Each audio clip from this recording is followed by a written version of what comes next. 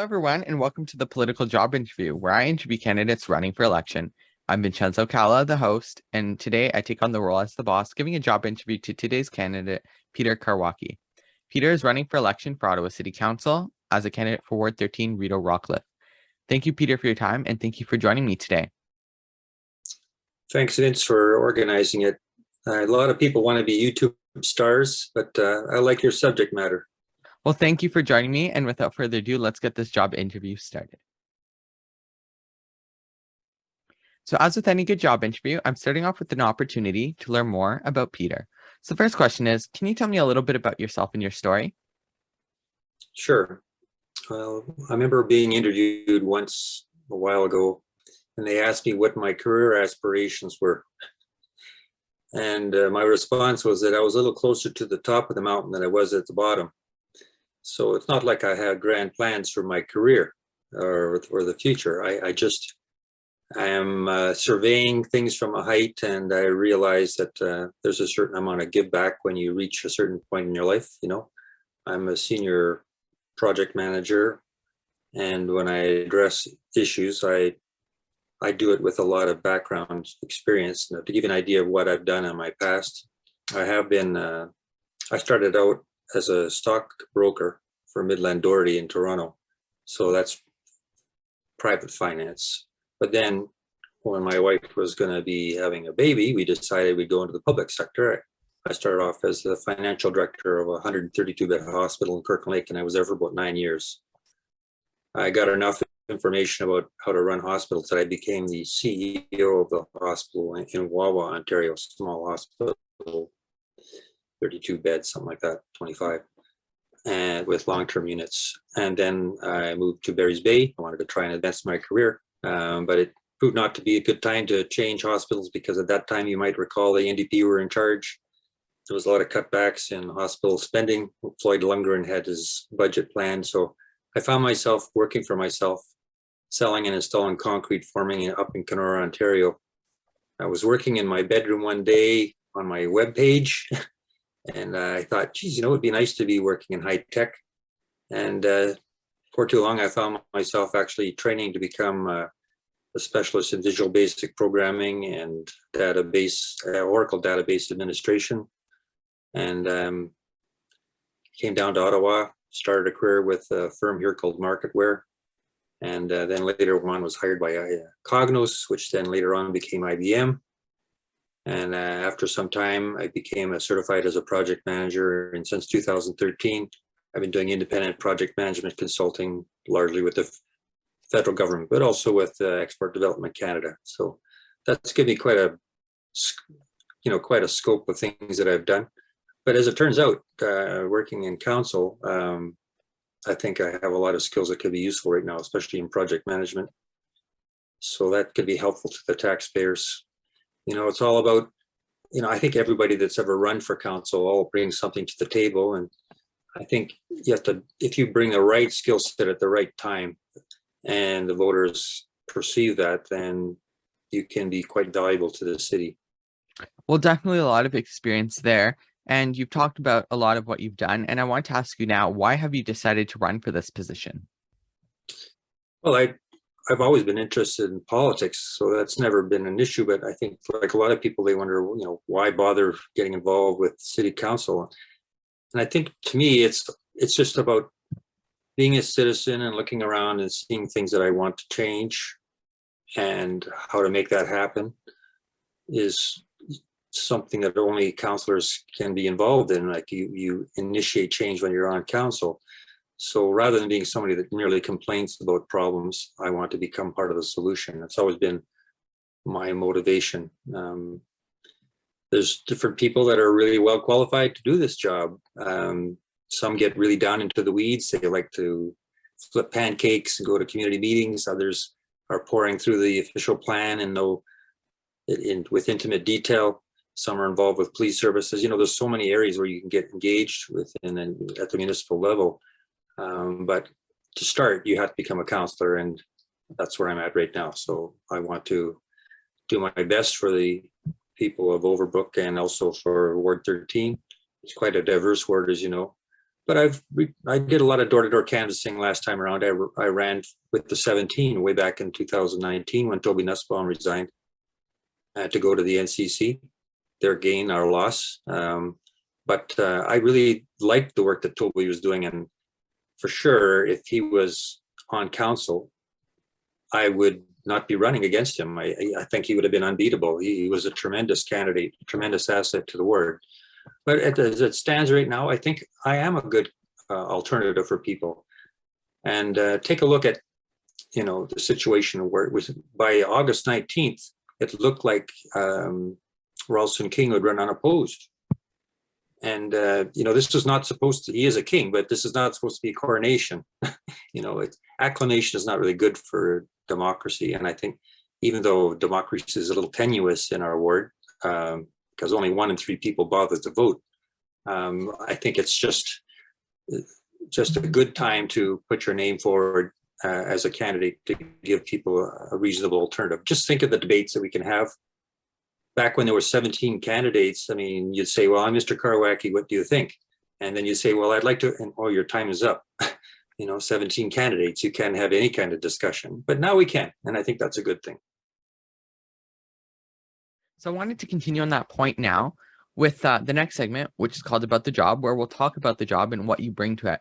So you already talked a bit about this, but maybe pointing out some of the things that are important to the job to the job of a counselor, and find those in. What experience do you bring to this job? So, I started off with school board years ago when I was in Kirkland Lake. I sat on school board for 3 years. And so that idea about working on a governing board and then letting your professionals, make their decisions about how to actually run things on a day-to-day basis is very important. I think one of the problems that I just want to mention that's not the only case where I was serving in the public interest. I was also on the North Bay Psychiatric Advisory Board. Same kind of idea where you have administrators, you have your CEO, you have your media coordinators, you have your chief of nursing. They do the actual running of the facilities, but they come to you and ask you, well, what do you think our policy should be like in this area? What should you do in this area? And also you interplay with your stakeholders within the. Now I want to talk about that business about the stakeholders, but the idea is that when you're running as a governing board member, your job is not to go out there on the streets with your clipboard and take notes. That is a total waste of time. Your job is to make sure that the city administrators are doing their job and you hire the very best you can for the money you pay to try and get things done. Otherwise, you're spinning your wheels. Somebody's got to look after policy and governance, and other people are looking after administration. And this is a big problem because often we find our counselors take so much pride in their civic engagement that they're actually negligent in actually governing board policy. And one of those key functions is to continuously challenge senior administrators. You're asking challenging questions constantly, not because you don't believe them, not because you don't accept their expertise. It's because it's your job to do that. And once they answer you satisfactorily, you can have the peace of mind that they're going to be doing the right things. I think one of the problems is that, we've been in a situation where the mayor who was in charge prevented those challenging questions from taking place, labeling it as harassment, which is totally false. For example, Shalman Mard was cut off when he was asking about whether or not the bids were met the technical requirements or not. He was told that he was being harassing of the witnesses involved at the council. He wasn't being harassing, he was doing his job. So what happens when you're in a situation where you can't do what you're being hired or elected to do? And that has to do with the structure of council and the way it was working in the past. Of course, we're going to be having a clean slate. I wanted to say something earlier, Vince, but I forgot where I was, so you'll have to excuse me. Well, no worries. We'll go on to the next question now to continue on that point, because I know you mentioned how leading up to the deadline, it was basically an acclamation, but now there's a few candidates running now, including yourself. And I want to ask you, what sets you apart from the other candidates? Well, I think we're all pretty good members of the community to start off with. I'd say that everybody has something to offer. But I mean, if you wanted to draw a distinction between, maybe my approach to things and the way maybe the others would do it is, when we had the trucker convoy occupation, a very big problem, how did the protesters implant themselves in the city the way they did? I think the Ottawa Police Services Board and the police services have to take a lot of responsibility for how that played out. And when things got really hot and heavy, the Ottawa Police Services Board resigned. When you are appointed to a committee by the mayor, your job is to stick it out and do the work that you're appointed to do, unless there's some good reason why you're not, because that is your assigned duty on council, and you have to do your best, right? So when a councillor runs and says, well, I'm going to work hard for you, and then when they finally get appointed to the task, they quit the job in a kind of a political statement. I don't think that's a good idea.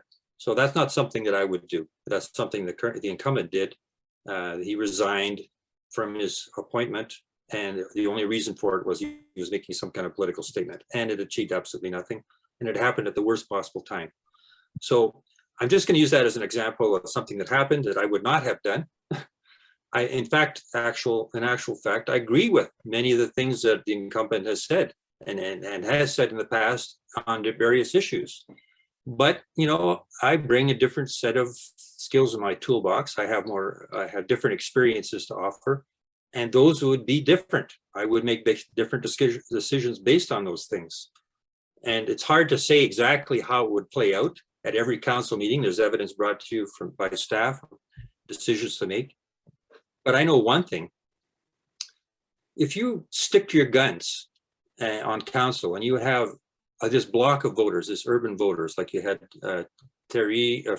Matthew Fleury, Jeff Leeper, Catherine McKinney, Ralston King, they always voted in this block of 8 urban voters. And what did it get, Overbrook? What did it get, Ward 13? Well, they were constantly being overruled by suburban voters, 15 to 8, 16 to 8, 15 to 9, there's 24 councillors. It would always be 2/3 would be voting against them. So you could say that you're going to work hard, but if the net result is that you never get any of your policies passed because nobody else of consequence on every significant vote agrees with you, you're spinning your wheels. So what we need to do is find out what the problem is. And part of the problem, of course, is that the suburban issues, the frontier issues, don't really jive with the urban issues. Like, maybe it's because if you come from outside of the urban core, community housing is not a big issue for you. Maybe core transit, and maybe having a subway down the middle of Bank Street is a key issue for some suburban voters. They want good roads to get in and out of the city, and they want low taxes because they have these gigantic houses out in the burbs. So, I mean, you can see that there's some irreconcilable differences there, and there's a block that is substantial enough to overrule anything that an urban councillor wants. So what is the answer to that? The answer is that there has to be some give and take. Like, you have to give up some of those pet projects that you have because they're never going to be successful. And I will go so far to say that we need to look at the way we're spending our time on committee and on council. I mean, we have business on the analytics now. We know how much time you're spending on this debate, how much time you're spending on that debate. If you find you're spending 80% of your time on issues that you're never going to have any traction on, you're wasting your time. You're not going to achieve anything for your taxpayers. Sure, you'll raise your hand when the vote comes, but nothing will happen that favors you or favors your ward. So what I hope to do is be more effective in the position because I'm aware of these issues. Part of serving as an elected official is serving the people who elect you. So here are a few questions about how Peter wants to serve the people, and these really build on those last points. That's why I wanted to continue on with it now. And the first question now is, what is the people that you would like to serve, the people of your ward need that you would like to get done if elected? I think honestly, we have to pull our horns in a little bit on this point. Anybody that thinks the grand plans are going to be achieved over the next 4 years really doesn't understand how badly in debt the city is. I mean, we've gone all in on LRT, and we need to make sure that thing is done. People will be happy if they just get that simple thing. I mean, that's one of the biggest contributions we can make to climate change that we can. I mean, it's going to get cars off the road. But at the same time, we have to cut back on expenses because we're in the nosebleed section on how much spending the city's going, and people are already taxed up the yin yang. It's getting to the point where if you have a standard house in Ottawa, if the municipal property assessment takes place, you could be paying taxes well beyond your ability to pay them. So I think we have to really get back to brass tacks for a short while, make sure we really understand that our finances are controlled before we take on any more grand plans. So I would consider myself to be fiscal conservative for the ward. That's So the big one. those are a lot of points that are top of mind for a lot of people, especially transit. They want transit, and more than that, even more importantly, they want transit that works. So something super important. But now I want to go into the next question, which is, what is one accomplishment that you have achieved that demonstrates why you would be a good elected official if the people choose you? Yeah, you know what? A lot of it has to do with just sticking with a cause until you see it through.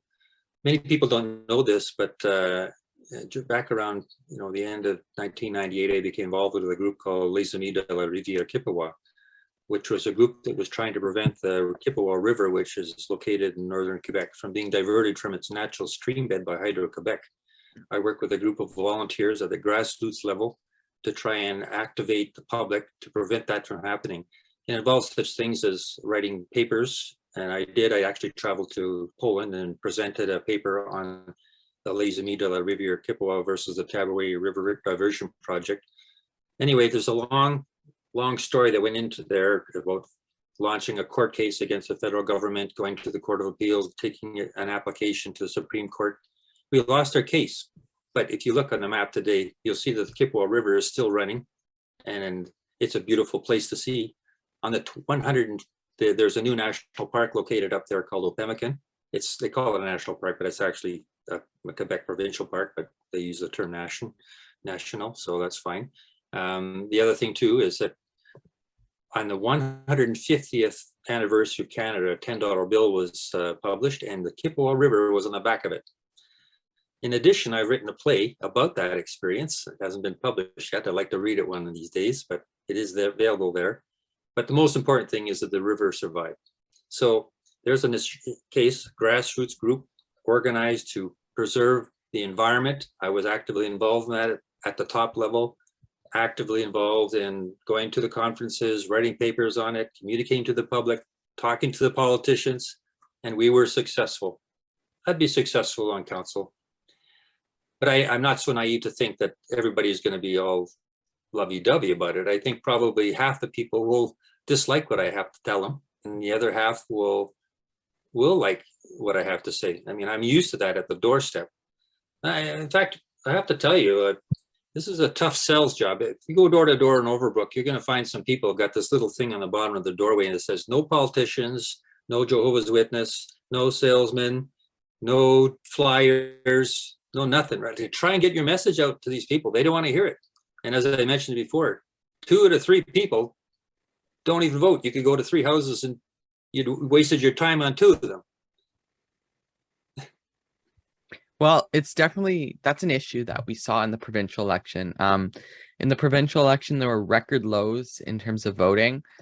People didn't get out to vote. In the last federal election, there were lows as well. And people really there's a lot of people that figure, if I didn't vote for prime minister, if I didn't vote for premier, why would I vote for my local councillor? And that's some of the things that need to be combated.